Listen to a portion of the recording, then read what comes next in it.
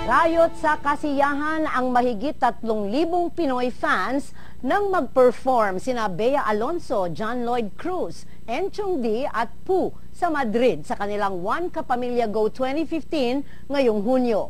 Mula Spain, may Balitang Global si Neil de la Cruz.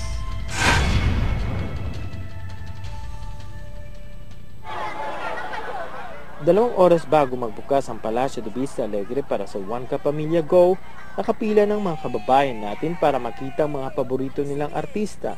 Kasama ng buong pamilya, excited silang makita ang kanilang mga idolong sina Enchong D, Poo, John Lloyd Cruz at Bea Alonso. Halos 3,000 Pinoy sa Madrid ang nanood at nakisaya. Bago nagsimula ang showcase, pinaunlakan naman ang mga kababayan ng film showing ng pelikula nila Daniel Padilla at Catherine Bernardo sa Crazy Beautiful You.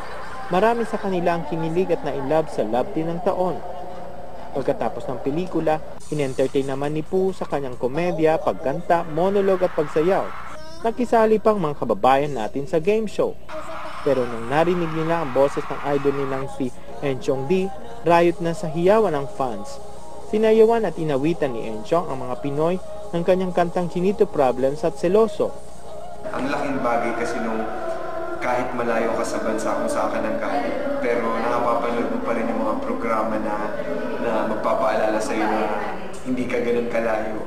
Yun yung mga pinagpapasalamat. Kaya nandito kami ngayon sa Madrid. Nakakatuwa kasi ang dami-dami Pilipino dito sa Madrid.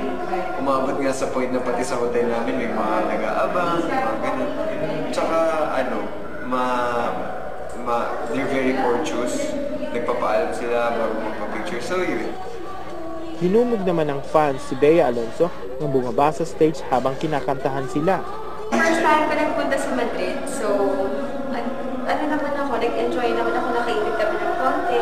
Nagpunta kami ng palace at nagpunta kami dun sa cathedral. And it's nice to know na talagang nagsasama-sama yung mga Pilipino dito kasi marami daw tao sa labas and I'm excited to see all of them.